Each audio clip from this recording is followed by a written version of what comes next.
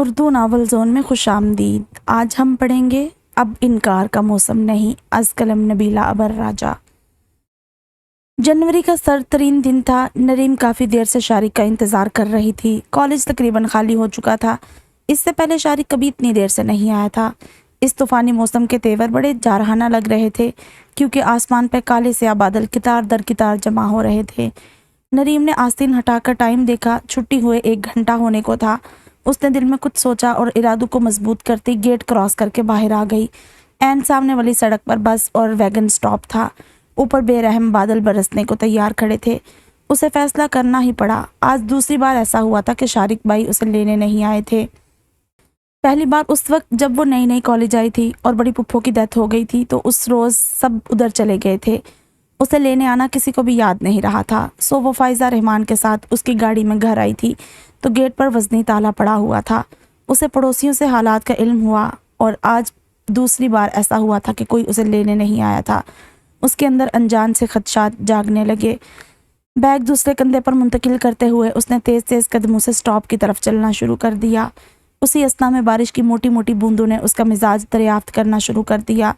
Bus stop تک وہ مکمل بھیگ چکی تھی۔ کتابوں کی اسے فکر نہیں تھی۔ ہاں، کپڑوں کی ضرور تھی کہ اگر اس بھیگے ہولیے میں گھر پہنچی تو جانے کیا ہوگا۔ اسے بھی زیادہ فکر اس بات کی تھی کہ کبھی اس نے لوکل گاڑیوں پہ سفر نہیں کیا تھا۔ کلاس 1 سے لے کر میڈیکل کے فائنل تک ڈیڈی اور بھائی اسے پک اینڈ ڈراپ کرتے رہے کیونکہ انہیں گھر کی خواتین کا یوں لوکل گاڑیوں میں دھکے کھانا پسند نہیں تھا۔ ڈیڈی کا کہنا تھا کہ ان گاڑیوں کے ڈرائیور تعلیم سے بے بہرا اور کم تعلیم یافتہ ہونے کے باعث عورتوں کی عزت سے آگاہ نہیں ہوتے۔ ان اوباش نظروں کا سامنا کرنے کی ہر کسی میں ہمت نہیں ہوتی اور ان کی عورتوں میں اعتماد تھا ہی نہیں۔ اگر 3 منٹ کے فاصلے پر بھی جانا ہوتا تو گاڑی نکالی جاتی۔ سو آج تک ان کے خاندان کی کسی عورت نے لوکل گاڑی پہ سفر نہیں کیا تھا۔ لڑکیاں اعلیٰ تعلیم یافتہ ہونے کے باوجود اعتماد اور جرأت سے محروم تھیں۔ آج نریم اس رسم کو توڑنے جا رہی تھی۔ دل میں تو وہ بھی ڈر رہی تھی مگر یہ موسم آج ہر ڈر دور کرنے پہ اکسا رہا تھا۔ سٹاپ پر اکا دکا بسیں ہی رک رہی تھی، وہ بھی بھری بھری۔ اناڑی پنے کے باعث وہ ان میں چڑھنے کا سوچتی ہی رہ جاتی اور بس رخصت ہو جاتی۔ آس پاس ریڑھی فروش رنگ رنگ کی اشیاء سجائے بیٹھے تھے۔ گرم گرم سموسے لے لو، چکڑ چھولے مزیدار ہیں، آؤ آؤ کھاؤ صاحبو، تکے ہیں اصلی تکے، سیخ کباب۔ ملی جلی آوازیں اس کی بھوک کو اور چمکا رہی تھی۔ دل چاہ رہا تھا کوئی گرم گرم چیز کھا کر سردی کی شدت کو کم کرے مگر ڈر لگ رہا تھا کہ اگر کسی خاندان والے نے دیکھ لیا تو اسی وجہ سے وہ دل پر پتھر رکھ گئی۔ بھیگی چادر اس نے مضبوطی سے اپنے ارد گرد لپیٹ لی اور اوورال اتار کر ہاتھ میں پکڑ لیا۔ سردی ہڈیوں میں گھسی جا رہی تھی۔ اس کے ساتھ اور لوگ بھی بس کا انتظار کر رہے تھے۔ اس روٹ پر اکا دکا ٹیکسیاں اور رکشے چلتے تھے اور جو آ رہے تھے خالی نہیں تھے۔ یہی حال سزوکیوں کا تھا۔ لوگ ٹھس ٹھسا کر بیٹھے ہوئے موسم کی شدت سے بچنے کی فکر میں تھے۔ نریم رو دینے کو تھی۔ آس پاس کچھ لڑکے مسلسل معنی خیز نگاہوں میں اس کی طرف اشارہ کر رہے تھے۔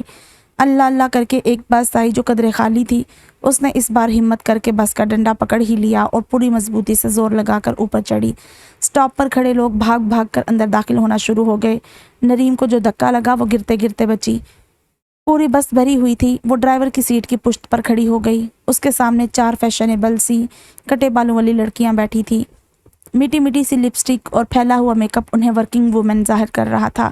ان کے پیچھے کالج اور یونیورسٹی کے لڑکے تھے جو صبح اچھا خاصا تیار ہو کر پرفیوم میں نہا کر نکلے تھے مگر اب بھیگے مرغے لگ رہے تھے۔ دائیں بائیں آگے پیچھے لوگوں کا بے قرار سمندر تھا۔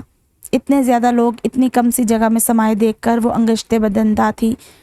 کنڈکٹر مزید لوگوں کو آؤ جی جگہ ہے کا نعرہ لگا کر بلا رہا تھا۔ پیچھے سے اسے پھر دھکا لگا اور وہ ڈرائیور کی سیٹ کی طرف الٹتے الٹتے بچی۔ اگر وہ اپنے آپ کو سنبھال نہ لیتی تو یقیناً اس وقت ڈرائیور کی گود میں آرام کر رہی ہوتی۔ ڈیڈی ٹھیک کہتے ہیں، ان بسوں کے ڈرائیور واقعی بہت گھٹیا ہوتے ہیں۔ روحان سے انداز میں اس کے منہ سے یہی جملہ نکلا۔ خدا خدا کر کے بس چلنی شروع ہوئی۔ ٹیپ ریکارڈر فل آواز میں بج رہا تھا مگر نریم کا دھیان اس طرف نہیں تھا۔ وہ تو گھر والوں کے بارے میں سوچ رہی تھی کہ اس طرح آنے کا کیا جواز پیش کرے گی۔ نہ جانے ڈیڈی اور بھائی کس طرح پیش آئیں اور پھر اس ہولیے میں وہ جرجری لے کر رہ گئی۔ بس کی مسموم فضا میں سگریٹ اور پرفیومز کی ملی جلی خوشبو پھیلی ہوئی تھی۔ اس نے سر جھٹکا اور بجتے گانے کی طرف توجہ کی جو پہلے اس طرف نہیں تھی۔ گانے کی بول سمجھ میں آتے ہی اس کے رخسار مارے حیا کے سرخ ہو گئے۔ ڈوئٹ گانے میں گلوکار اور گلوکارہ اپنی گزری شب عروسی کے واقعات سر اور لے میں بیان کر رہے تھے۔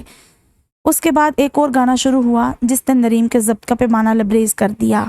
گلوکارہ لہک لہک کر سوال کر رہی تھی کہ میری چڑھدی جوانی منگدی نی دسو تانو کی چاہیدا۔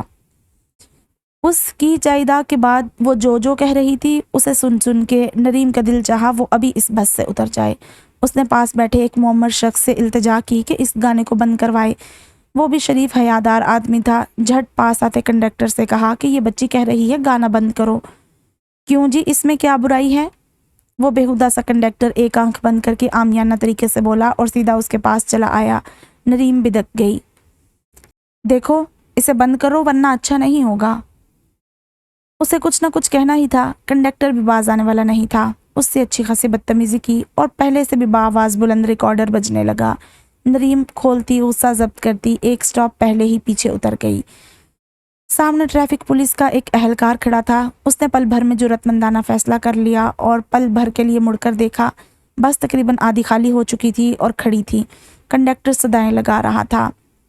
دیکھیے وہ جو بس سامنے کھڑی ہے اس کا ڈرائیور اور کنڈکٹر بہت بےہودہ آدمی ہے۔ اخلاق سوز گانے منع کرنے کے باوجود چلا رہے ہیں۔ انہوں نے ہمارے سامنے بہت بدتمیزی کی۔ آپ کیسے محافظ ہیں؟ آپ کے ناک تلے یہ سب ہو رہا ہے۔ اگر آپ کی بہنوں ماؤں کے ساتھ ایسا ہوتا تو؟ نریم جو بے حد جذباتی ہو رہی تھی اچھی خاصی تقریر جھاڑ گئی۔ ٹریفک پولیس کی بھی سوئی غیرت ضرب کھا کر جاگی۔ اس نے فوراً وائرلیس سیٹ پر کسی سے رابطہ کیا اور 2 آدمیوں کو لے کر بس کی طرف بھاگا۔ نریم کی ایک پریشانی ختم ہوئی تو دوسری شروع ہو گئی۔ گھر آ چکا تھا۔ شارق بھائی اسے لینے نکل رہے تھے۔ اس کا دل تیز تیز دھڑکنے لگا۔ بھائی جان مجھے کھڑے کھڑے کافی دیر ہو گئی تو انیلا نے مجھے لفٹ آفر کی۔ وہ کافی جلدی میں تھی اس لیے ایک سٹاپ پیچھے اتار دیا۔ اس وجہ سے کپڑے بھیگ گئے۔ اس نے نظریں زمین میں گاڑے گاڑے جھوٹ بولا تو شارق نے مضبوط دلیل سن کر بھی اسے ڈانٹنا ضروری سمجھا۔ امی کو پھر ہارٹ پین شروع ہو گیا تھا۔ انہیں ہسپتال لے گیا، وہاں دیر ہو گئی۔ شرجیل بھائی آفس سے ہی فرانس سے آئے ہوئے ایک ڈیلیگیشن کے ساتھ چلے گئے۔ میں تو سوچ رہا تھا کہ تم کالج میں ہی میرا انتظار کرو گی۔ شارق اب کافی پرسکون ہو چکا تھا۔ بھائی مجھے بادلوں سے خوف آ رہا تھا۔ انیلا نے آفر کی تو میں انکار نہ کر سکی۔ اس کی حالت معمول پر آ گئی۔ امی کی طبیعت کی خرابی کا سن کر اس نے کپڑے بدلے بغیر ہی ان کے کمرے کا رخ کیا جہاں وہ محو خواب تھی۔ علیزہ بھابی کچن میں مصروف تھی۔ سنی اور نومی کھیل رہے تھے۔ کھانا کھائے بغیر ہی نریم بھی کمبل اوڑھ کر لیٹ گئی۔ بس میں سنے گئے گانے پھر سے اس کے کانوں میں گونجنے لگے۔ ان سب بہن بھائیوں کا ذوق بڑا سلجھا ہوا تھا۔ گانا چاہے کلاسیکل ہوتا یا نیم کلاسیکل، اس کے انتخاب میں معیار کو اولیت دی جاتی۔ خود اس کا کہنا تھا کہ ایسی موسیقی کا شوق ہونا چاہیے جو ہزاروں آدمیوں کے سامنے بھی فخر سے سنی جا سکے، نہ کہ بیہودہ بولوں کی بدولت انگلیاں کانوں میں ٹھونسنی پڑیں۔ ان کے ماں باپ نے ان کی کڑی تربیت کی تھی۔ لڑکیاں تو لڑکیاں، لڑکوں سے بھی خاصی سختیاں روا رکھی گئی تھی۔ انہیں 3rd کلاس لٹریچر پڑھنے، غیر ملکی فلمیں دیکھنے، لڑکیوں سے بلا وجہ فری ہونے اور رات 9 بجے کے بعد گھر سے باہر رہنے کی اجازت نہیں تھی۔ جہاں ان پابندیوں نے شرجیل اور شارق پر مثبت اثرات مرتب کیے تھے، وہاں کچھ ناپسندیدہ عادات کو بھی جنم دیا تھا۔ وہ انتہائی سخت، شکی اور روایتی سے مرد بن گئے تھے۔ انہوں نے ساری کسر نازیہ اور نریم پر نکالی تھی۔ نازیہ کی تو خیر شادی ہو گئی تھی مگر اب نریم مشق ستم تھی، یا پھر علیزہ جو خاندان سے باہر کی تھی۔ شروع میں وہ بھی ان اعلیٰ درجے کی اخلاقی پابندیوں سے گھبرائی مگر رفتہ رفتہ نومی اور سنی کی پیدائش کے بعد عادی ہو گئی۔ اب مکمل طور پر وہ ان کے رنگ میں رنگ گئی تھی۔ رات نریم پڑھنے بیٹھی تو اس کی فائل غائب تھی۔ اسے یاد آیا کہ وہ تو شاید بس میں ہی رہ گئی ہے۔ کافی دیر وہ پریشان ہوتی رہی کیونکہ فائل پر اس کا نام، address, phone number, college roll number سب کچھ درج تھا، بڑے نمایاں حروف اور خوبصورت لکھائی میں۔ کچھ نہیں ہوگا۔ سر جھٹک کر اس نے کتاب کھول لی۔ بھابھی کے ذریعے اسے خبر ملی کہ چھوٹی پپھو جلد از جلد شادی کرنا چاہتی ہیں، اس کے ہاؤس جاب کرنے سے بھی پہلے، کیونکہ وہ پپھو کے بیٹے ادیم سے منسوب تھی جو ہونہار انجینئر تھا۔ دوسرے روز پپھو خود چلی آئی۔ نریم کو غصہ آ گیا۔ اسے اپنی تعلیم اور مقصد سے از حد لگاؤ تھا۔ اس کا ارادہ تھا کہ اگر پپھو نے زیادہ زور دیا تو وہ بھابھی کے ذریعے ڈیڈی تک اپنی بات پہنچائے گی۔ गरम गरम पुरहरारत कमरे में वो सब टीवी ड्रामे से लुत्फानंदोज हो रहे थे। नरीम की गोद में ड्राई फ्रूट्स की प्लेट थी। नोमी सनी दोनों उसके दाएं बाएं जमा थे। चिलगोज़े खाती वो बहुत मगन थी और कदरे आसूदा भी कि मेडिकल के फाइनल एग्ज़ाम से फरागत नसीब हो चुकी थी। अब उसे रिज़ल्ट के बाद हाउस जॉब के लिए घर वालों को मनाना था, मगर भाई उसे जल्द से जल्द रुखसत करने की फ़िक्र में थे। सनी, हाथ रोक कर। उसने चिलगुस में चिलगोज़े खाते सनी को रोका। एन उसी लम्हे 4 नकाबपोश दंदनाते अंदर घुस आए। उनके हाथों में थामे पिस्टल देखकर सब गूंग थे। कौन हो भाई तुम, और यूं घर में आने का मकसद? शारिक से ज़्यादा सब्र ना हो सका। मकसद भी पता चल जाएगा। भोले, तुम सारे घर की तलाशी लो, अगर कोई और बंदा है तो उसे भी इधर ले आओ। उनमें से एक बोला तो भोला नामी शख्स फौरन दूसरा दरवाज़ा खोलकर बाहर निकल गया। अब 3 रह गए थे। एक ने शर्जील और शारिक को कवर किया हुआ था, दूसरा बच्चों, भाभी और नरीम के सर पर खड़ा था, तीसरा अहमद इब्रार और बेगम अहमद इब्रार के सामने पिस्तौल उठाए हुए था। सनी नोमी मारे खौफ के दुबक गए थे। नरीम खुद अलीज़ा में घुसी जा रही थी। चौथा शख्स भी आ गया। एक पिस्तौल बरदार तीनों औरतों को गौर से देख रहा था। बिलाखिर उसकी नज़र नरीम पर टिक गई। निकाब के पीछे से उसकी झांकती पुरगज़ब आंखें देखकर वो दहल सी गई। यही है वो मुड़कर बाकी तीनों से मुखातिब हुआ। इससे पहले कि वो कोई कार्रवाई करता, शर्जील बोल पड़ा, खबरदार जो उसे हाथ लगाया तो इसे समझाते ना, ये हाथ लगाने वाले काम ही ना करती। वो तंजिया सफाकाना अंदाज में हंसा। उसने जाने बाकियों को क्या इशारा किया कि उन्होंने सेकंडों में क्लोरोफार्म में भीगे रुमाल निकाले। पहले मर्दों को काबू किया गया, फिर अम्मी और भाभी की बारी आई। सनी नोमी मारे दहशत के पहले ही बेहोश हो चुके थे। हाँ, एक नरीम ही थी जिसके असाब शायद काफ़ी मजबूत थे। इसके लिए क्या हुक्म है? वो तीनों फारिग होकर बोले और उसकी तरफ इशारा किया। इसे बेहोश मत करना। साथ ही आगे बढ़कर चौथे ने उसका मुंह दबा लिया और उसे कंधे पर डाल लिया। छोड़ो मुझे, छोड़ो मुझे। गाड़ी तक पहुंचते पहुंचते उसने आज़ादी की बहुत कोशिशें की। जो ही उसे गाड़ी में डाला गया, नरीम ने नाखूनों का इस्तेमाल करते हुए पकड़ने वाले को नोच डाला। एक ज़ोरदार थप्पड़ पड़ते ही उसकी सारी बहादुरी रफू चक्कर हो गई। मुझे ज्यादती पर मजबूर मत करो।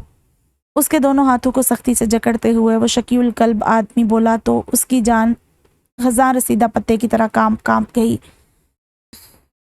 ये सफ़र एक खूबसूरत से बंगले के सामने तमाम हुआ, मगर नरीम को होश कहाँ था जो वो जायज़ा लेती। उसे बेरहमी से नीचे उतारा गया।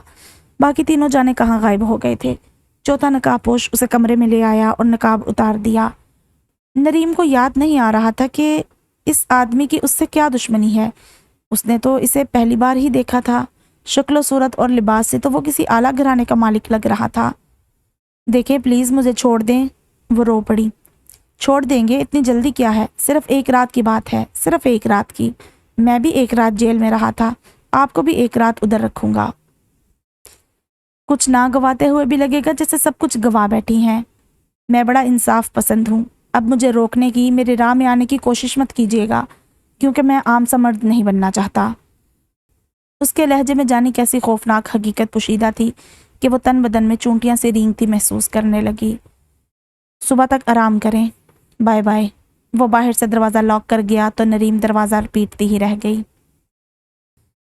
हाकर अहमद इब्रार के गेट के सामने गठरी सी पड़ी देखकर चौंक गया। गौर से देखने पर मालूम हुआ कि वो तो नाजुक सी लड़की थी जो बेहोश मालूम हो रही थी। उसके बदहवासी से शोर मचाने पर तमाम कॉलोनी इकट्ठी हो गई। जिसको नहीं मालूम था उसे भी खबर हो गई। औरतें मर्द आंखों में एक दूसरे से सवाल कर रहे थे कि ये कब हुआ। अंदर उसके घर में मौत का सन्नाटा तारी था। तूफान अभी गुजरा नहीं था। बताओ तुमने क्या किया था जो वो तुम्हें यूं ले गए? यकीनन वो अच्छे आदमी नहीं होंगे। बताओ क्यों हमारी इज्जत नीलाम की? शारिक और शर्जील ने उसे झंडोर डाला। डैडी उसे टुकर टुकर देखते रहे। अम्मी और भाभी की नज़रों में कितनी बेयकीनी थी, जैसे वो मुजरिम है। नरीम अहमद का सारा हौसला जवाब दे गया। वो बच्चों की तरह फूट फूट कर रोने लगी। मैं बेगुनाह हूँ, मैंने कुछ नहीं किया। मैं तो उन कमीनों को जानती तक नहीं। वो वाकई अपनी दानिश्त में ठीक कह रही थी, मगर किस किस को बावर कराती, यही तो मुश्किल थी। उसे नहीं मालूम कितने सूरज निकले और गरूब हुए। कॉलोनी समेत तमाम ख़ानदान में उसके बारे में खबरें गर्दिश कर रही थी। बिलाखिर छोटी पुप्पो ने रिश्ता तोड़ दिया। उसे कोई शौक नहीं लगा। इन हालात में यही होना था। वो कैसे आंखों देखी मक्खी निगल लेती। एक लड़की जो रात भर जराइम पेशा लोगों के कब्जे में रही हो, उसे कौन बहू बनाता? इसी दौरान उसका रिजल्ट आउट हुआ तो डैडी ने उसे बुलाया। मैं चाहता हूँ कि तुम हाउस जॉब मुकम्मल करके अपने पैरों पर खड़ी हो जाओ, क्योंकि जो कुछ तुम्हारे साथ हो चुका है उसके बाद ये तवक्को रखना कि भाई तुम्हें बिठा कर खिलाएंगे फजूल है। वो जो ये समझ रही थी कि डैडी उसकी मोहब्बत में ऐसा कर रहे हैं, उनके अल्फाज सुनकर बुझ सी गई। वो तो ऐसा इसलिए चाह रहे थे कि वो उन पर बोझ ना बनी रहे, अपना कमाए। नरीम ने बहुत कोशिश की समातू को पत्थर कर ले, मगर ऐसा ना हो सका। उसकी शोहरत हर जगह पहुंची हुई थी। साथ ही डॉक्टर्स ने मुफ्त का माल समझकर उसे हथियाने की कोशिश की, मगर नरीम ने किसी को मुंह न लगाया। इसलिए डॉक्टर जैदी ने हाउस जॉब मुकम्मल होते ही उसकी ड्यूटी एक दूर दराज के गांव में लगा दी, जहां कोई अक्लमंद डॉक्टर झांकना भी पसंद नहीं करता था। नरीम ने सुख का सांस लिया। इस तरह कम अज़ कम वो घर वालों की तंजिया निगाहों से बची रहती। उसकी कुलीग्स वहीं शहरों में अच्छे अच्छे हॉस्पिटल्स में थी। एक उसे ही सज़ा दी गई थी, क्योंकि वो डॉक्टर जैदी की लच्छेदार बातों में जो नहीं आई थी। हॉस्पिटल तो ठीक ठाक था, मगर अदम तवज्जो और गंदगी के बाइस खंडर लगता था। उसकी मदद के लिए 1 अदद कंपाउंडर और 3 अदद नर्सें पहले से मौजूद थी, जिनका ताल्लुक उसी इलाके से था। नरीम ने पहले रोज़ घूम फिर के सारे हॉस्पिटल का जायज़ा लिया, जो गर्द जालू और कूड़े करकट से अटा हुआ था। सारा अमला घर बैठकर तनख्वाह खा रहा था। डॉक्टर की आमद का सुनते ही कंपाउंडर इकबाल, समरीन, सोफिया और साजदा भागी भागी आई। उनका ख्याल था कि ये डॉक्टर भी पहली की तरह होगी, चंद रोज़ में भागने वाली, इसलिए सब मुतमईन थे। दूसरे रोज़ ही नरीम ने जमादारनी को सफाई पर लगाया, बल्कि अपनी जेब से पैसे देकर 2 अज़ाफ़ी सफाई करने वाले बुलाए। उसकी दरख्वास्त पर डॉक्टर जैदी ने मेहरबानी करते हुए रंग रोगन का काम भी करवा दिया। हफ्ता 15 रोज़ में हॉस्पिटल वाकई हॉस्पिटल लगने लगा। गाँव के बासी हैरान थे कि ऐसा कौन सा दबंग डॉक्टर आया है जिसने आते ही बरसों पुराना माहौल यकसर ख़त्म कर दिया। डॉक्टर की जगह एक नाजुक, कामनी, गंदमी रंगत की लड़की को देखकर उनकी हैरानगी बजा थी। कहाँ डॉक्टर निमरा, जिसके चेहरे पर बेजारी छाई रहती थी। 3 दिन उसने मारे बांधे यहाँ गुजारे थे। फिर डॉक्टर साइमा आई, उसने 6 माह गुजारे। और अब ये नई डॉक्टर आई थी, जो देखने में किसी तरह भी डॉक्टर मालूम नहीं होती थी। चेहरे पे फैली नरम मुस्कुराहट और सबक नकूश ने गांव के बासियों का हौसला बढ़ा दिया। छठे रोज़ मरीजों की आमदोरफ्त शुरू हो गई। वो उसके इखलाक और नरम दिली से अजहद मुतासिर हुए। 2-3 हफ्ते गांव की तरफ से ही उसका खाना आता रहा। चंद रोज़ नरीम चुप रही, फिर एक रोज़ बड़ी सहूलत से रोक दिया। ये गरीब लोग खुद अपना पेट काट कर उसके लिए मुर्गन खानों का इंतज़ाम करते। उसे गवारा नहीं था। हॉस्पिटल में जहाँ उसकी रिहाइश थी, वहाँ किचन और पकाने की सहूलत मौजूद थी। जरीना उसी गांव की रहने वाली थी। अब वही उसके लिए खाना बनाती। सुबह का नाश्ता अलबत्ता वो खुद तैयार करती। इस दौरान हवेली से उसे 2-3 बुलावे आ चुके थे, जिसे मसरूफियत के बाइस वो सरफे नज़र कर गई थी। समरीन, सोफिया और साजदा ने कहा भी कि ये सब बिखेड़े बाद में होते रहेंगे, पहले हवेली चलें, ऐसा ना हो कि वहाँ के मकीन नाराज़ हो जाएं। नरीम ने उन्हें खरी खरी सुनाई। वो चुप हो गई, मगर अंदर ही अंदर ये बात फैल गई कि नई डॉक्टर बड़ी मगरूर है, हवेली वालों को खातर में नहीं ला रही है। जिस रोज़ चौधरी तारिक से सामना हुआ, होश ठिकाने आ जाएंगे। वो खुद तीनों हवेली जाने के लिए बड़ी बेकरार थी, जहाँ चौधरी तारिक रहता था। काफ़ी रोज़ से उसका सामना नहीं हुआ था।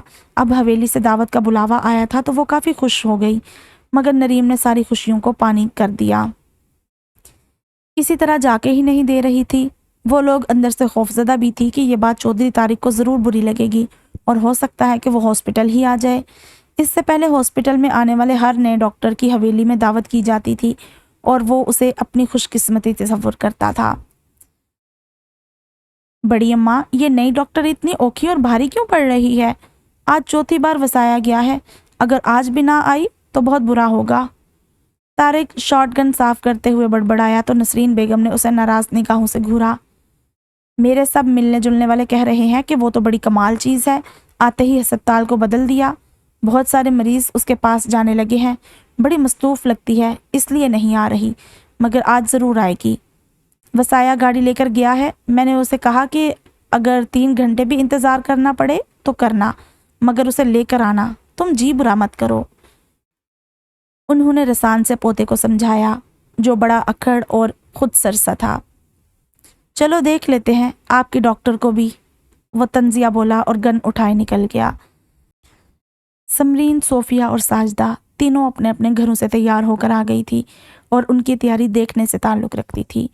रेशमी तेज़ रंग के कपड़े, गहरा मेकअप, बनी हुई भवें, चेहरे पे ब्लीच क्रीम के ताज़ा ताज़ा कोट اور بالوں کی عجیب سی سٹائل۔ ان کے برعکس نریم آسمانی رنگ کے سادہ سے کپڑوں میں ملبوس بغیر کسی میک اپ کے تھی۔ اسے یوں دیکھ کر تینوں نے گویا سر پیٹ لیا۔ آپ یوں جائیں گی؟ ساجدہ حیران ہوئی۔ ہاں، کیوں میں یوں نہیں جا سکتی؟ ویسے بھی یہ گاؤں کی ایک دعوت ہے، شادی کی نہیں، جو میں اس قدر تیار ہو کر جاؤں۔ شادی کی بھی ہو تو میں زیادہ فکر مند نہیں ہوتی، کیونکہ سادگی مجھے پسند ہے۔ وہ آسمانی رنگ کا دوپٹہ اوڑھتے ہوئے بولی۔ دل ہی دل میں ساجدہ بل کھا کر رہ گئی۔ ایسی بھی کیا سادگی کہ نیرا منہ دھلا دھلایا ہو، نہ کوئی لپسٹک، نہ مسکارا، نہ آئی شیڈو، نہ بلش آن۔ ہم تو باز آئے ایسی سادگی سے، وہاں چودھری طارق بھی تو ہوگا۔ اس کا تصور کرتے ہی ساجدہ کے ہونٹوں پر مسکراہٹ مچل گئی۔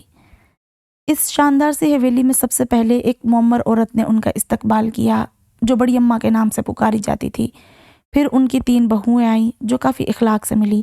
حویلی کے مکینوں کے بارے میں جو روایتی سا تصور ان تینوں کی باتوں نے اس کے ذہن میں بٹھایا تھا، وہ چودھری اشفاق، رزاق اور نواز سے ملتے ہی مٹ گیا۔ وہ کہیں سے بھی ظالم جاگیردار نہیں لگ رہے تھے۔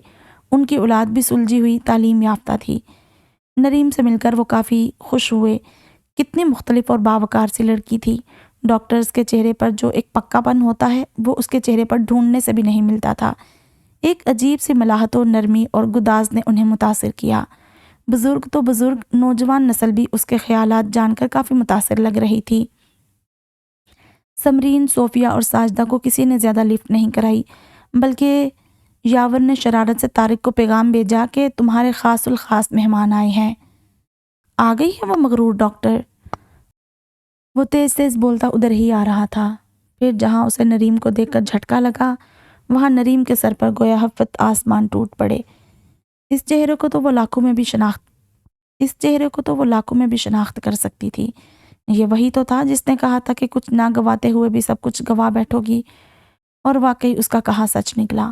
اس کی عزت، وقار، خودی، انا سب قصہ پارینہ بن چکے تھے۔ گھر والوں کی نگاہ میں وہ گر چکی تھی، اپنی نگاہوں میں وہ مجرم ٹھہری تھی، اور وہ کتنے مزے سے دندناتا پھر رہا تھا۔ پہلے سے بھی بڑھ کر نڈر اور دلیر۔ اس سے بچ کر سکون کی پناہ میں وہ یہاں آئی تھی، ہاسپٹل میں جان ماری کی تھی، اور وہ یہاں بھی پہنچ گیا۔ اب کیا ہوگا؟ کیا یہ شخص پھر سے وہ سلسلہ شروع نہیں کرے گا؟ وہ بے جان سی ہو گئی، چہرہ ایک دم زرد پڑ گیا۔ پلیز مجھے واپس بھجوا دے، میری طبیعت خراب ہو رہی ہے۔ اس کی گردن کندھوں پر ڈھلک گئی۔ اماں جی، جو طارق کو اس کے نامناسب لہجے پر ڈانٹنے کا پروگرام بنا رہی تھی، نریم کی حالت دیکھ کر بھول بھال گئی۔ ساجدہ نے اس کے ہاتھ سلانے شروع کر دیے۔ سمرین اسے گلوکوز پلانے لگی۔ طارق لہجہ بہ لہجہ اس کی بگڑتی حالت کا جائزہ لے رہا تھا۔ وہ تو اپنے تئیں اسے بھول بھال چکا تھا۔ ہاں، کبھی کبھی حوالات میں گزاری رات یاد آتی تو وہ بھی ذہن کی سکرین پر چلی آتی۔ زیادہ پرانی بات نہیں تھی، صرف 3.5 سال پہلے ایک معمولی سی بات پہ اس کا جھگڑا اپنے باپ چودھری نواز سے ہوا تھا۔ انہوں نے کہا تھا کہ ایک دن اپنا کما کر کھانا، پھر مجھے آنکھیں دکھانا۔ غصے اور جوانی کے جوش میں وہ گھر ہی چھوڑ آیا۔ شہر آ کر باپ کی باتیں ذہن میں گونجتی تو اس کا چہرہ لہو رنگ ہو جاتا۔ اپنی ڈگریاں لے کر وہ دفاتر میں در بدر پھرا، مگر کہیں بھی نوکری نہ ملی۔ تنگ آ کر اس نے بس ڈرائیور بننا ہی قبول کر لیا۔ آج بس چلاتے اسے 3را روز تھا۔ سٹیئرنگ پر بازو رکھے وہ کسی اور جہاں میں پہنچا ہوا تھا۔ چودھریوں کا خون یوں بے مول ہو رہا تھا، اس احساس نے اس کے اندر آگ سی بھر دی۔ پیچھے کھڑی لڑکی کا فکرہ اسے تپا گیا۔ یہ بس ڈرائیور ہوتے ہی گھٹیا ہیں۔ وہ کنڈکٹر سے بس میں چلنے والے میوزک پر جھگڑ رہی تھی۔ وہ خاموش تماشائی بنا ہوا تھا۔ یہ کیسٹ بس میں چلنے والا میوزک خالصتاً کنڈکٹر کی پسند تھا۔ اس میں اس کا کوئی حصہ نہیں تھا۔ اس کا دھیان اس طرف تھا ہی نہیں جو وہ توجہ دیتا۔ لڑکی اتر گئی۔ ٹریفک پولیس کا سپاہی اندر آیا۔ پلک جھپکتے میں اسے اور کنڈکٹر کو پکڑ لیا گیا۔ انچارج صاحب کہیں گئے ہوئے تھے، دونوں کو حوالات میں پہنچا دیا گیا۔ بس بھی تھانے کے احاطے میں تھی۔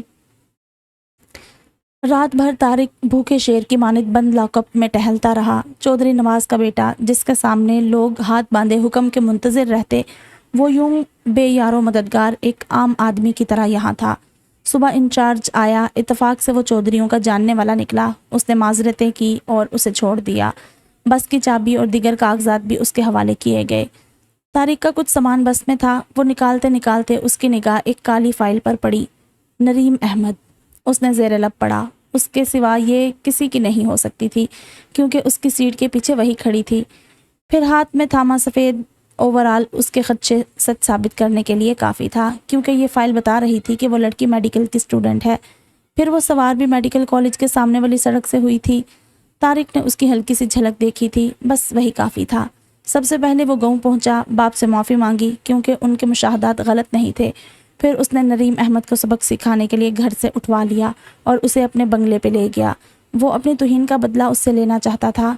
یہ احساس اس قدر حاوی تھا کہ نریم کا حسن بھی اسے متوجہ نہ کر سکا، ورنہ وہ یقیناً کچھ اور بھی کر گزرتا، یا پھر قدرت ہی ایسا نہیں چاہتی تھی۔ وہ اس کا دروازہ لاک کر کے باہر آ گیا۔ صبح ہوتے ہی اس کے کارندے اسے ایڈوکیٹ احمد ابرار کے گھر پر پھینک آئے۔ اس کا انتقام پورا ہو چکا تھا، وہ شانت ہو گیا۔ ایک معمولی سی لڑکی نے جو جرأت دکھائی اس کا پھل بھی پا لیا، اب وہ مطمئن تھا۔ ہاں، کبھی کبھی ایک روتی ہاتھ جوڑتی لڑکی تصور میں آتی تو وہ جھٹک دیتا۔ آج اسے یہاں دیکھ کر، وہ بھی ڈاکٹر کے روپ میں، وہ کافی حیران ہوا۔ جو کچھ طارق نے اس کے ساتھ کیا تھا اس کے بعد اس کا ڈاکٹر بننا حیرت انگیز امر ہی تھا۔ کافی باہمت لڑکی تھی، اس کرائسس سے نکل جو آئی تھی۔ پلیز مجھے گھر بھجوا دیں۔ اس کی طبیعت سنبھل چکی تھی۔ سامنے بیٹھے طارق سے اس نے نگاہ نہیں ملائی۔ بیٹا ابھی کیسے جا سکتی ہو، کھانے کے بعد اجازت ملے گی، نسرین بیگم محبت سے بولی تو باقیوں نے بھی تائید کی۔ ساجدہ، صوفیہ اور سمرین تینوں طارق سے باتیں کر رہی تھی۔ کھانے سے بھی انہوں نے انصاف کیا، اس نے تو بس رسم ہی پوری کی اور جانے کی اجازت طلب کی۔ نسرین نے طارق کی شخصیت کا پہلا تاثر مٹانے کے لیے یہ کیا کہ اسے کہا کہ ان چاروں کو چھوڑ آئے۔ جہاں وہ تینوں خوش ہوئی، نریم بدک گئی۔ نہیں، میں خود چلی جاؤں گی، مگر اس کے انکار کو اہمیت نہیں دی گئی۔ طارق گاڑی نکالنے لگا تھا، وہ سب انہیں بڑے گیٹ تک چھوڑنے آئے۔ نہ جانے نریم میں کیسی کشش تھی جس نے سب کو اسیر کر لیا تھا۔ ڈرتے ڈرتے وہ بیٹھ ہی گئی۔ ساجدہ اگلی سیٹ پہ طارق کے ساتھ بیٹھی تھی۔ سمرین اور صوفیہ کا غصے میں آنا لازمی تھا، وہ دونوں سرگوشیوں میں دل کے پھپھولے پھوڑ رہی تھی۔ نریم اندر ہی اندر ڈر رہی تھی۔ اس نے پہلے صوفیہ اور ساجدہ کو اتارا، آخر میں نریم کا نمبر تھا۔ پلیز مجھے پہلے اتاریے گا، اس نے گاڑی موڑتے طارق سے سرد سے لہجے میں کہا۔ اندھیرے میں اس کے تاثرات دیکھنے کی اس نے ناکام کوشش کی۔ پھر اس نے پہلے نریم کو ہی اتارا۔ جب وہ اتری تو طارق سمرین کو بیٹھنے کی ہدایت کر کے اس کے پیچھے آیا۔ پلیز جو ہوا اسے بھول جائیے گا۔ طارق اور یہ لہجہ، وہ خود کافی حیران ہوا۔ نریم تالا کھول کر اس کی بات پہ چندہ دھیان دیے بغیر اندر غائب ہو گئی۔ اسے یقین نہیں آ رہا تھا کہ یہ جملہ طارق کی زبان سے نکلا ہے، اسی شقی القلب صفاک آدمی کی زبان سے جو اسے بدنامیوں کے اندھے غار میں پھینک کر مطمئن تھا۔ ٹھیک ہوا جو بھی ہوا، مگر اب تمہیں نریم احمد اپنے ساتھ وہ سلوک ہرگز نہیں کرنے دے گی۔ وہ اب اس وقتی کیفیت سے نکل آئی تھی جو طارق کے اچانک سامنے آنے کے باعث پیدا ہوئی تھی۔ ڈاکٹر زیدی کے رویے کے بعد اس نے یہی اندازہ لگایا تھا کہ اسے اب ڈر ڈر کے نہیں جینا ہے۔ اگر ایسا کرے گی تو سب اسے حقیر کیڑے مکوڑے کی طرح کچلتے گزر جائیں گے۔ جو ہوا دیکھا جائے گا، خدا میرے ساتھ ہے۔ اوپر والے کے سپرد سارا معاملہ چھوڑ کر وہ مطمئن سی ہو کر سو گئی۔ ہاسپٹل کے برآمدے میں شور سا ہو رہا تھا۔ نریم معاملہ جاننے کو باہر نکلی۔ طارق کو یاور اور خاور اس کے چچا زاد دائیں بائیں سے تھامتے ہوئے اندر لا رہے تھے۔ اس کے چہرے پہ جنجلاہٹ سی تھی، جیسے اسے یہ سب پسند نہیں آ رہا ہو۔ اس کے بازو پہ کپڑا بھی بندھا ہوا تھا۔ ڈاکٹر نریم، طارق سپورٹس بائک سے گر کر بازو کی ہڈی زخمی کر بیٹھا ہے، گوشت کو بھی نقصان پہنچا ہے، یاور نے جلدی جلدی بتایا۔ طارق کے تاثرات سے ہرگز نہیں لگ رہا تھا کہ وہ تکلیف میں ہے۔ نریم نے جلدی جلدی پٹی نما کپڑا اتار کے بازو کا جائزہ لیا۔ یہ کیس اس کے بس سے باہر کا تھا کیونکہ یہاں اتنی سہولت ہی نہیں تھی۔ اس نے کہا، انہیں آپ شہر لے جائیں، تاخیر مت کریں، ان کی حالت بگڑ سکتی ہے۔ اس نے اپنی سی کوشش کر کے اس کی تکلیف کم کرنی چاہی تھی۔ جب بھی تو شہر پہنچنے تک وہ آرام سے رہا۔ صوفیہ اور ساجدہ طارق کے بارے میں ہی گفتگو کر رہی تھی۔ بڑا جیدار ہے چھوٹا چودھری، تکلیف کا ذرا بھی اظہار نہیں کیا۔ یاد ہے جب انہیں پنڈلی میں گولی لگی تھی اور انہوں نے ڈاکٹر سے کہا تھا کہ مجھے بے ہوش کیے بغیر آپریشن کرے؟ ہاں یاد ہے بالکل، مرد ہو تو چھوٹے چودھری جیسا۔ صوفیہ بولی۔ نریم پاس ہی تھی، اب وہ چاروں فارغ تھی، کسی مریض کے بھی آنے کا امکان نہیں تھا، اس لیے گپے ہاں کی جا رہی تھی۔ وہ نہ چاہتے ہوئے بھی دلچسپی لینے پہ مجبور تھی تاکہ طارق کی شخصیت کے بارے میں جان سکے اور اپنے آپ کو بچا سکے۔ آج جب اس کے کزن اسے لائے تھے تو اس کا جی چاہا تھا کہ اس ہاسپٹل کے سارے دروازے اس پہ بند کر دے، مگر اس کی مسیحا صرف طبیعت جیت گئی تھی، دشمنوں کے ساتھ بھی ایسا کرنے کی اجازت نہیں تھی۔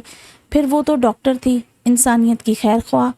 اس نے تمام خیالات کو جھٹک کے طارق کو دیکھا، واقعی اس کی ہڈی کو کافی نقصان پہنچا تھا۔ ذرا سی بھی بے احتیاطی اس کے بازو کو ناکارہ کر سکتی تھی۔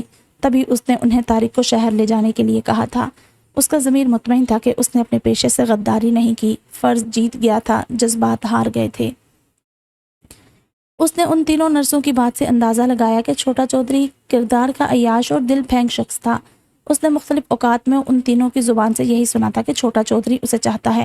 تینوں خوش فہمی کا شکار تھی۔ کافی دیر سے طارق کی مداح سرائی سن سن کر وہ بور ہو رہی تھی، اٹھ کر کمرے میں چلی آئی۔ یہ تو بڑی سڑی ہوئی ہے، پہلی والی ڈاکٹر تو بڑی اچھی تھی، صرف چودھری کی وجہ سے ٹکی ہوئی تھی۔ ٹکتی بھی کیوں نہ، ایسا روب داب، یہ شان، خوبرو مردانگی انہوں نے شہر میں کہاں دیکھی ہوگی۔ ایسے ہی تو سارے پنڈ کی لڑکیاں چودھری پر نہیں مرتی ہیں۔ شنو تو صاف کہتی ہے کہ اگر میرا بیاہ طارق سے نہ ہوا تو خودکشی کر لوں گی۔ پاگل ہے بالکل بھلا، اس کی شادی طارق سے کیسے ہو سکتی ہے؟ میں کس لیے ہوں؟ مجھے یقین ہے میرے علاوہ وہ کسی سے شادی نہیں کریں گے۔ صوفیہ ناز سے بولی تو ساجدہ کو جلال آ گیا۔ اس گمان میں نہ رہنا، چودھری کا دل کہیں اور ہے۔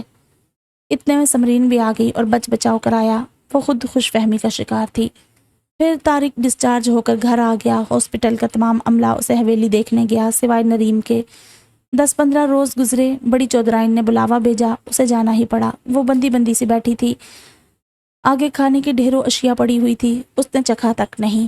بڑی اماں نے طارق کو آواز دی، ڈاکٹر گھر آئی بیٹھی ہے، بازو کا چیک اپ ہی کروا لو۔ انہوں نے باقاعدہ مردان خانے سے اس کو بلایا، جہاں اس کے شہری دوست اس کی مزاج پرسی کرنے آئے ہوئے تھے۔ بڑی اماں کیا بات ہے، آپ مجھے چین سے کیوں نہیں رہنے دیتی؟ وہ کافی غصے میں تھا، نریم کو بھی دیکھ چکا تھا۔ بیٹا تم ڈاکٹر کے پاس جانے کا نام نہیں لیتے، اس نے ہر ہفتے آنے کا کہا تھا، خود 3 بار گھر آیا، مگر تم ارنے بھرنے بنے رہے۔ اب میری مانو تو نریم دھی کو بازو دکھاؤ، ڈاکٹر ہے تاکہ پتہ تو چلے کچھ بہتری ہوئی کہ نہیں۔ وہ لجاجت سے بولی، بڑی اماں پلیز آپ مجھے یوں ہر کسی کے سامنے بیمار شو مت کریں، میں ٹھیک ہوں، اگر اتنی ہی فکر ہے تو پلاسٹر ان سے کھلواؤں گا۔ اب خوش؟ وہ چھپاک سے دروازہ کھول کر اندر غائب ہو گیا۔ نریم کو کافی غصہ آیا، اپنی توہین سی محسوس ہوئی، مگر اس کی نظر اندازی اس بات کا ثبوت تھی کہ وہ اپنی بے عزتی بھول چکا ہے۔ ڈاکٹر نریم، چودھری طارق آئے ہیں۔ سمرین بھاگتی ہوئی آئی تھی، جس کے باعث اس کا سانس پھولا ہوا تھا۔ کسی صوبے کے گورنر یا وزیر اعظم صاحب تو نہیں آئے ہیں جو تم یوں بدحواس ہو رہی ہو؟ نریم نے اسے ٹھیک ٹھاک ڈانٹا۔ اندر آتا طارق اس کا جملہ سن چکا تھا۔ سمرین کا چہرہ خفت سے لال ہو گیا۔ طارق نے بے نیازی کا اشتہار بنی نریم کو دیکھا اور کرسی گھسیٹ کر اس کے سامنے بیٹھ گیا۔ میں پلاسٹر کھلوانے آیا ہوں، کیا اس کی سہولت آپ کے ہاسپٹل میں ہے یا نہیں؟ وہ طنزیہ بولا، طاق کروار ہوا تھا مگر وہ جیل گئی۔ جی ہاں بالکل، وہ پیشہ ورانہ انداز میں بولی اور اٹھ کھڑی ہوئی۔ ادھر بیٹھیے، وہ دوسری طرف اشارہ کرتی ہوئی بولی تو بادل نخواستہ اس کی ہدایت پہ عمل کرنا ہی پڑا۔ اس کے نازک ہاتھ طارق کے بازو پہ مصروف عمل ہو چکے تھے۔ اب آپ نے چند روز تک اس ہاتھ سے کام نہیں کرنا ہے، نہ کوئی وزن اٹھانا ہے، ابھی ہڈی ٹھیک سے بیٹھی نہیں ہے، آپ ہی کو نقصان ہوگا۔ وہ فارغ ہو کر سامان جگہ پر رکھتے ہوئے اسے ہدایات دے رہی تھی۔ وہ رات کا کھانا کھا کر فارغ ہونے کے بعد ابھی بھی بستر میں گھسی تھی جب زرینہ نے بتایا کہ باہر چودھری صاحب وصایا کے ساتھ آئے ہیں۔ اس کا دل ہرگز بستر سے نکلنے کو نہیں چاہ رہا تھا۔ چونکہ یہ پتہ نہیں تھا کہ کون سے چودھری آئے ہیں، اس لیے وہ شال لیتی نکل آئی۔ نہ جانے کیا ہو گیا تھا جو رات کو آفت آ پڑی تھی۔ اسے سخت نیند آ رہی تھی، اس لیے کوفت ہو رہی تھی۔ طارق کو دیکھ کر جھنجھلاہٹ میں اور بھی اضافہ ہوا، مگر اس کے چہرے پہ شدید تکلیف کے آثار تھے۔ اس کا بایاں بازو دیکھتے ہی وہ جان گئی کہ موصوف نے ضرور اس ہاتھ سے کچھ وزن اٹھایا ہے۔ بتائیے کیا ہوا ہے؟ اب کوشش کے باوجود اس کا لہجہ رسمی سا بھی نرم نہیں تھا۔ اصل میں نے دن کو کچھ ایکسرسائز کی تو اس ہاتھ سے ویٹ بھی اٹھایا، تب سے تکلیف بڑھتی جا رہی ہے۔ طارق نے اس کا لہجہ نظر انداز کر دیا، نہ جانے کیوں۔ تکلیف آپ کو دن سے ہو رہی ہے اور تشریف آپ رات کو لائے ہیں، کیا ضرورت تھی آنے کی؟ وہ اسے ڈانٹنے لگی۔ وہ دانتوں پہ دانت جمائے خاموش رہا، ورنہ دل چاہ رہا تھا کہ اس نازک مگر سخت سی لڑکی کو تھپڑ مار کر خاموش کرا دے، جو مسلسل اس کی شخصیت کے پرخچے اڑا رہی تھی۔ نریم نے دراز میں سے ٹیوب نکالی اور پہلے ہیٹر آن کیا۔ سردی کافی زیادہ تھی۔ گیس کچھ ماہ پہلے ہی چودھریوں کی مہربانی سے اس گاؤں کے باسیوں کو میسر آئی تھی۔ وہ کرسی گھسیٹ کے کھڑی ہو گئی۔ بازو سامنے لائیے، وہ بے تاثر لہجے میں بولی۔ پھر اس نے بڑی نرمی سے اس درد کش مرہم سے طارق کے بازو کی مالش شروع کی۔ اسے آرام آنے لگا۔ طارق نے بڑی بے خوفی سے پل بھر میں اس کا جائزہ لے ڈالا۔ لیلن کی پرنٹڈ بلیک وائٹ شرٹ اور کالی شلوار میں ملبوس، ڈھیلی ڈھالی چوٹی میں شانوں پر گرم شال ڈالے، ماتھے پہ جھولتی براؤن لٹ سمیت وہ اپنے حسن سے تقریباً بے نیاز تھی۔ سر جھکائے جھکائے اسے طارق کی نرم نگاہوں کی تپش کا بخوبی احساس ہو رہا تھا۔ تبھی تو اس کے ہاتھ بار بار کانپ رہے تھے۔ اس نے بے شمار مرد مریضوں کو اٹینڈ کیا تھا، ایسی بے چارگی پہلے تو کبھی پیش نہیں آئی تھی۔ شاید طارق کی شخصیت کا خوف اس کے ذہن میں ابھی تک موجود تھا۔ طارق کی بے چین نگاہیں اس کی گداز کلائیوں سے ہوتی اس کے مومی سفید ہاتھوں پہ ٹھہر گئی، جو اس کے مضبوط بازو پہ بہت کمزور لگ رہے تھے۔ ان کا کانپنا، رکنا، ٹھہرنا اسے بڑا دلکش لگ رہا تھا۔ وہ خوبصورت خیالوں کی رو میں بہنے لگا، پھر کسی انجان خیال سے چونکا اور اچانک اپنا ہاتھ نریم کے ہاتھ پر رکھ دیا۔ بس کریں، آئی ایم آل رائٹ۔ نریم کا ہاتھ ایک بار پھر اس کے ہاتھ کے نیچے کانپا اور اس کی رنگت میں زردی سی آ گئی۔ طارق نے فوراً اپنا ہاتھ ہٹا لیا۔ آپ کو پرسکون نیند سے اٹھائے جانے پر معذرت چاہتا ہوں۔ اس کی آنکھیں ابھی تک نیند کے خمار سے گلابی لگ رہی تھی۔ اب میں آپ کو آخری بار وارن کر رہی ہوں کہ اس ہاتھ سے ویٹ مت اٹھائیے گا، نہ ایکسرسائز کیجیے گا، ورنہ بازوؤں کے پٹھے سمیت ہڈی پر بھی زور پڑے گا۔ وہ طارق کو واپسی کے لیے پر تولتے دیکھ کر بولی تو اس نے اس بات میں سر ہلایا اور پلٹ کر بولا، آئی ایم سوری نریم، میں نے آپ کو کافی ہرٹ کیا۔ ہو سکے تو اس واقعے کو بھول جائیے گا۔ اس بار اس کے لہجے میں رسمی سی ندامت نہیں تھی، بلکہ واقعی حقیقی معنوں میں وہ شرمندہ لگ رہا تھا۔ وہ اعتبار کرنے پہ تیار نہیں تھی۔ چوکیدار کو گیٹ بند کرنے کی ہدایت دے کر وہ دوبارہ کمرے میں آ گئی۔ چودھری صاحب، غالباً آپ کا یہ نیا ایکٹ ہے، مگر میں داؤ میں آنے والی نہیں ہوں۔ وہ لحاف منہ پہ ڈالتی سوچوں میں ڈوب گئی۔ طارق کے بازو کے ٹھیک ہونے کی خوشی میں تقریباً تمام خاندان والوں کو مدعو کیا گیا تھا۔ اس موقع پہ نسرین بیگم اور طارق کی والدہ رقیہ نریم کو بھی مدعو کرنا نہیں بھولی تھی۔ وہ جانا تو نہیں چاہ رہی تھی، مگر بڑی چودرائن جب خود آئی تو اسے جانا ہی پڑا۔ طارق کے تمام کزنز جمع تھے۔ نریم اکثر کو پہلی بار دیکھ رہی تھی۔ سب اعلیٰ تعلیم یافتہ تھے، کچھ کی شادیاں ہو چکی تھی، کچھ کنوارے تھے۔ ان کی ہنسی، شرارتیں اور مسکراہٹیں بتا رہی تھی کہ وہ سب آپس میں محبت کی ڈور سے منسلک ہیں۔ نریم انگوری رنگ کے سوتی سوٹ میں ملبوس اپنے سادہ حلیے کے باوجود بڑی دلکش لگ رہی تھی۔ طارق اسی پہ نگاہ رکھے ہوئے تھا۔ اپنے بدلتے خیالات کے ہاتھوں اس نے دل میں خود کو بڑا ذلیل کیا تھا، مگر آج کوئی اس کے اندر سے بار بار کہہ رہا تھا کہ سب کچھ کہہ ڈالے کہ نریم احمد نے اس کا سکون لوٹ لیا ہے، وہ اس کی نیندیں چرانے کے مجرم ہے، اور یہ کہ وہ سب کچھ ہار چکا ہے۔ یہ ہارنے کا احساس ہی بڑا دلکش تھا۔ اس نے پاس کھڑی نریم کو بڑی چاہت سے دیکھا اور ادھر ادھر دیکھتا اس کے قریب ٹھہر گیا۔ نریم، مجھے آپ سے بہت ضروری بات کرنی ہے، صرف چند منٹ لوں گا، میرے ساتھ چلیں گی؟ اسے شوق سا لگا۔ کیا کہہ رہے ہیں آپ؟ اس کی خوف زدہ آواز حلق سے برآمد ہوئی۔ یہی کہ میرے کمرے میں چلیں، بہت ضروری بات کرنی ہے۔ ہرگز نہیں، میں آپ کے کمرے میں نہیں جاؤں گی۔ وہ پریشان نگاہوں سے چاروں طرف دیکھ رہی تھی۔ نریم پلیز، میرا یقین کریں کہ میں کوئی ایسی ویسی بات نہیں کروں گا، میرا اعتبار کریں۔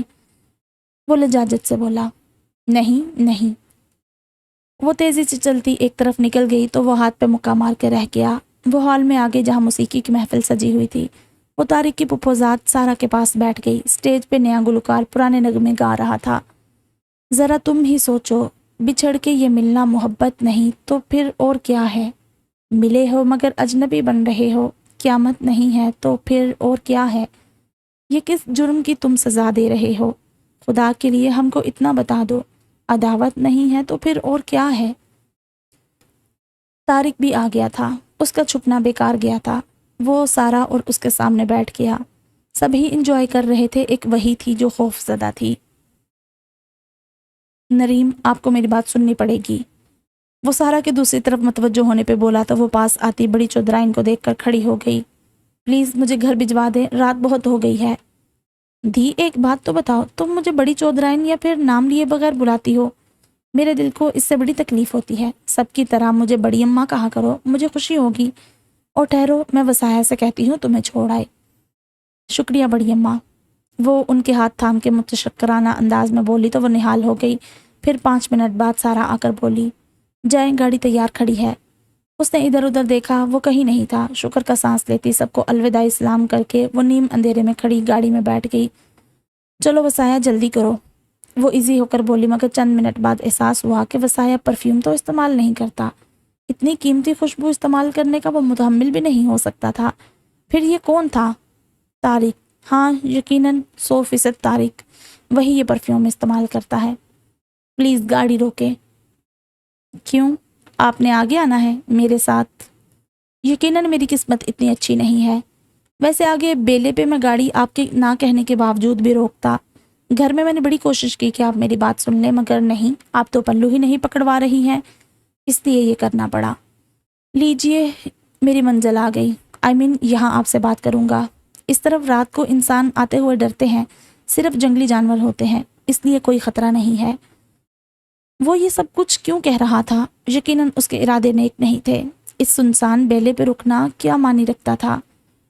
اگر آپ نے مجھے ہاتھ لگایا تو اچھا نہیں ہوگا، میں شور مچا کر سب کو اکٹھا کر لوں گی اور اس چہرے سے نقاب اتار پھینکوں گی۔ گاڑی رک چکی تھی۔ نریم نے بجلی کسی تیزی سے دروازہ کھول کر دوڑ لگائی اور اندھیرے میں گھرے درختوں سے ٹھوکر کھا کر گری، مگر ہمت سنبھالتے دوبارہ کھڑی ہو گئی، مگر اب سامنے طارق کا چٹانی وجود استادہ تھا۔ ٹھیک ہے نریم احمد، میں ہمیشہ اس بے اعتباری کو یاد رکھوں گا، اور یہ بتا دوں کہ میرے چہرے پہ نقاب نہیں ہے، میں جو کچھ ہوں سب کے سامنے ہوں۔ ہاں، یہ سختی سرکشی میری طبیعت کا خاصہ ہے، اور ہٹ درمی بھی، وہ مزید بولی اور ایک قدم پیچھے ہوئی۔ آئیں بیٹھے، میں آپ کو چھوڑاؤں، اگر گاڑی میں نہیں جانا چاہتی تو آپ کی مرضی، وہ بے تاثر لہجے میں بولا، پھر وہ اسے اتارتے ہی گاڑی کو تیزی سے موڑتے ہوئے غائب ہو گیا۔ نریم کو شدید بخار نے آ لیا، سارے گاؤں میں خبر پھیل گئی کہ ڈاکٹرنی بیمار ہو گئی ہے۔ وہ 3 روز سے لاچار بستر میں پڑی ہوئی تھی، سارا ہاسپٹل نرسوں اور کمپاؤنڈر کے بلبوتے پہ چل رہا تھا۔ اس روز چودھرائن طارق کے ساتھ نریم کو خود دیکھنے چلی آئیں۔ وہ برآمدے میں کھڑی نرسوں کی کلاس لے رہی تھی، جنہوں نے نریم کی طبیعت کا بتایا تک نہیں۔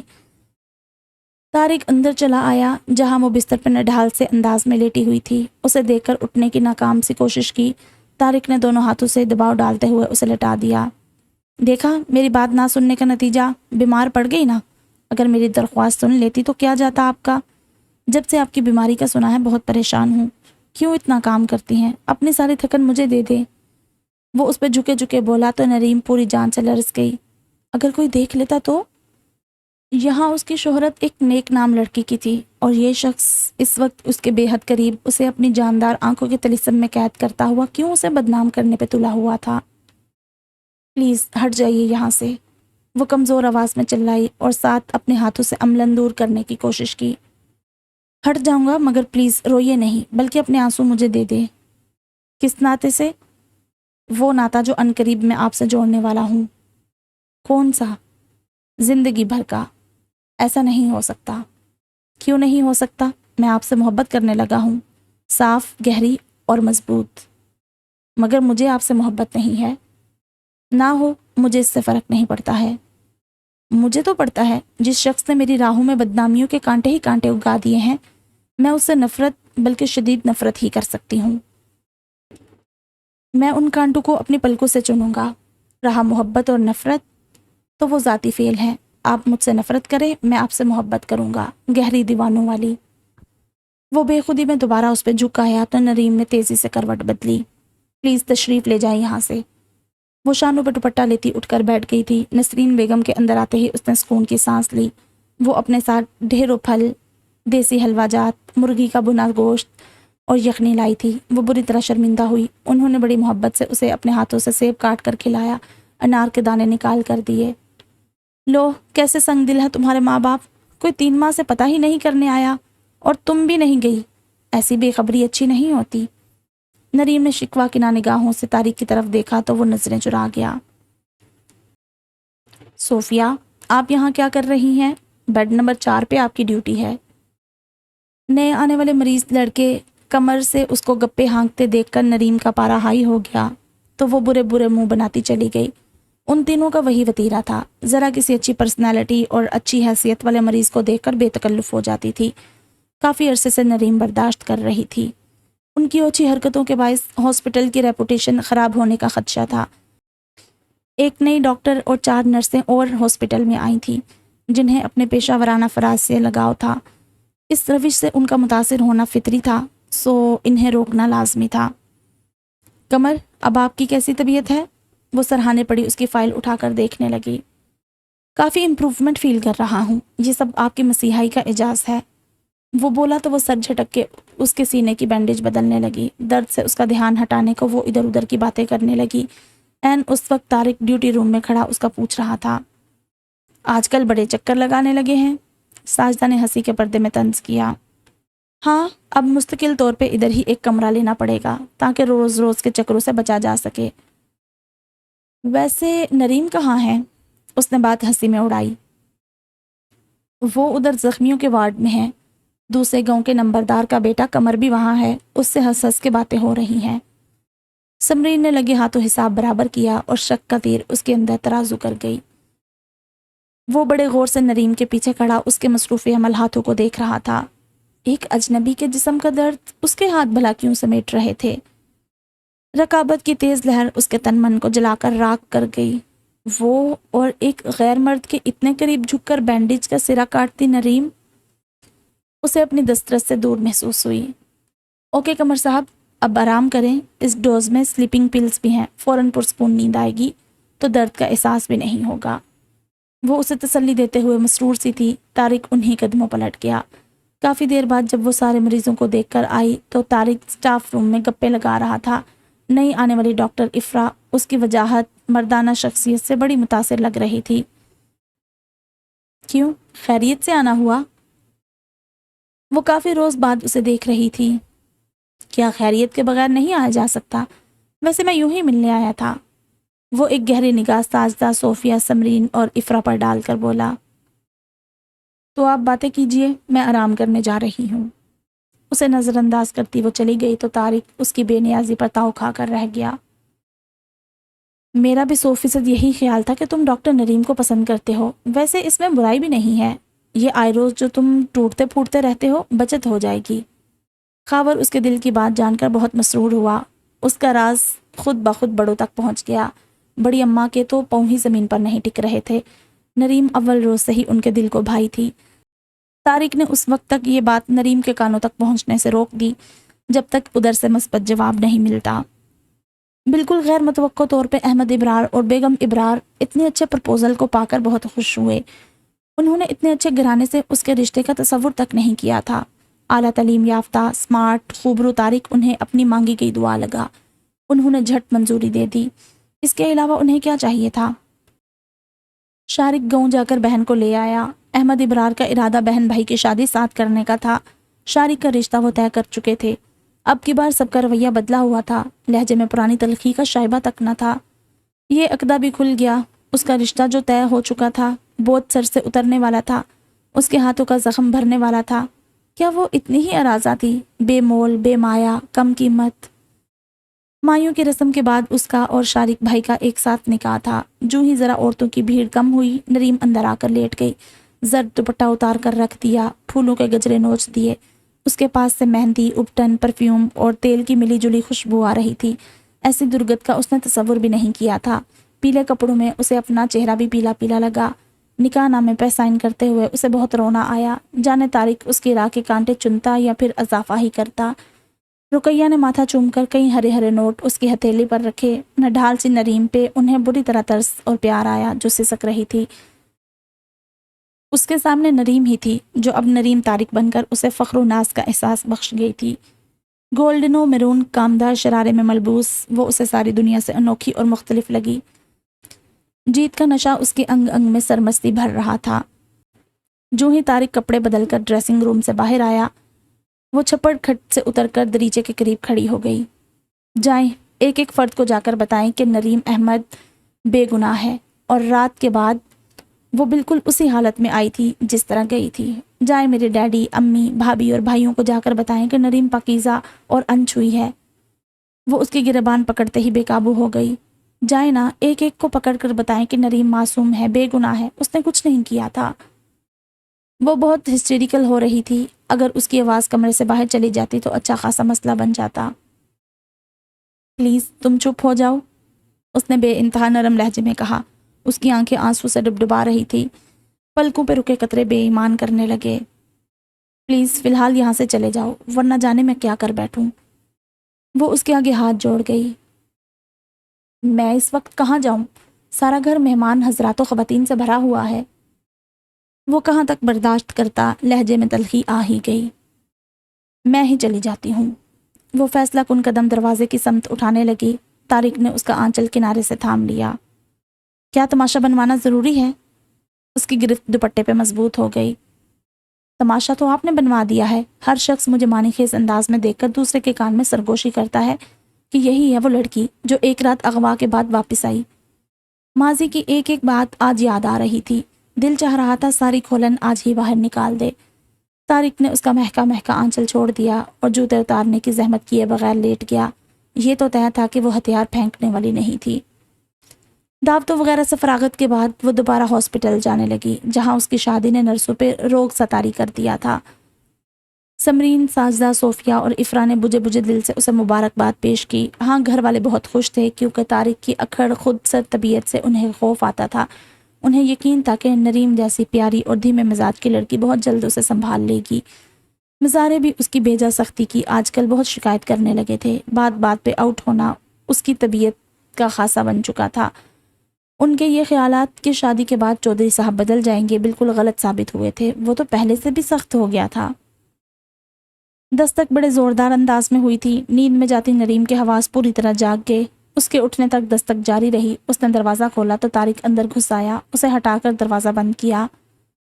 ابھی تایا جان شاید ادھر آئیں۔ انہوں نے مجھے ہٹ میں سوتے دیکھ لیا ہے۔ اگر وہ آ کر پوچھے تو کہنا کہ نہیں، انہیں دھوکا ہوا ہے۔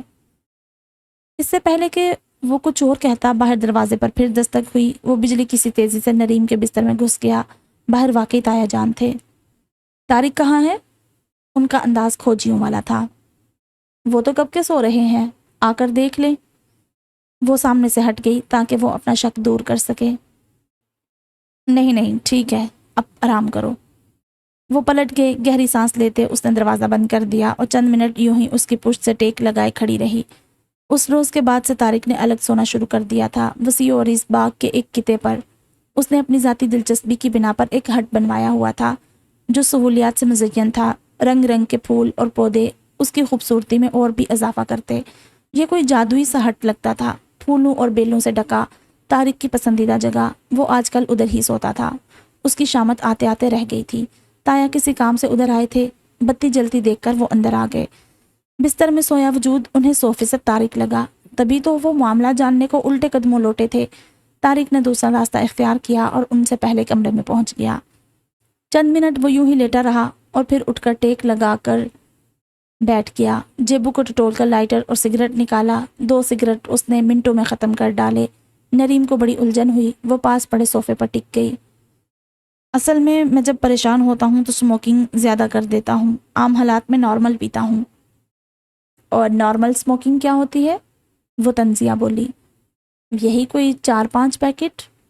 وہ مزے سے بولا تو وہ کانوں کو ہاتھ لگا کر رہ گئی۔ اچھا، وہی رات بسر کرنے کا ارادہ ہے تو بس رو چشم، میں تو سونے لگا ہوں۔ وہ سگریٹ مسلتے ہوئے واقعی لیٹ گیا۔ نریم کو امتحان نے آ لیا۔ بھلا اس کی موجودگی میں اس کے سامنے وہ کیسے سو سکتی تھی؟ طارق بار بار ایک ہی گانا ریوائنڈ کر کے سنے جا رہا تھا۔ اللہ جانے شکوہ تھا یا کچھ اور۔ تم دور تھے تو کیا ہوا، تم مل گئے تو کیا ہوا، ویرانیاں کم نہ ہوئی، تنہا تھا میں تنہا رہا۔ سارا شوخی سے کھانسی تو ثنا نے اس کے ہاتھ پہ ہاتھ مارا۔ ذرا سچ سچ بتانا، یہ گانا کتنی بار ریوائنڈ کیا گیا ہے؟ 1 2 3 بلکہ 7ویں بار، اس نے حساب لگا کر بتایا۔ نریم، ذرا جا کر پوچھو تو، اتنے ٹریجڈی گانے سننے کا مطلب کہیں لڑائی وڑائی تو نہیں ہو گئی ہے؟ جاؤ شاباش۔ ہمارا نے اسے باہر دھکیلا۔ کیوں یہ شخص مجھے اشتہار بنا رہا ہے؟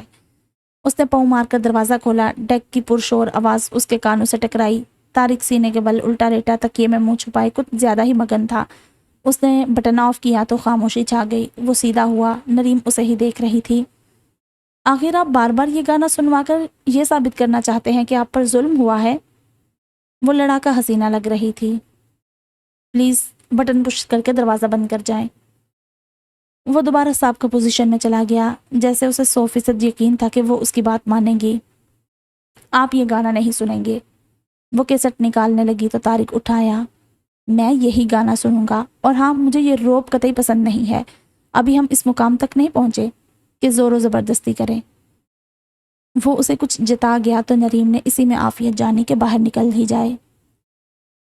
اتنی دیر لگا دی، کون سے مذاکرات ہو رہے تھے؟ امارا نے اس کے کان میں سرگوشی کی۔ ارے نہیں یار، کون سے مذاکرات ہونے تھے؟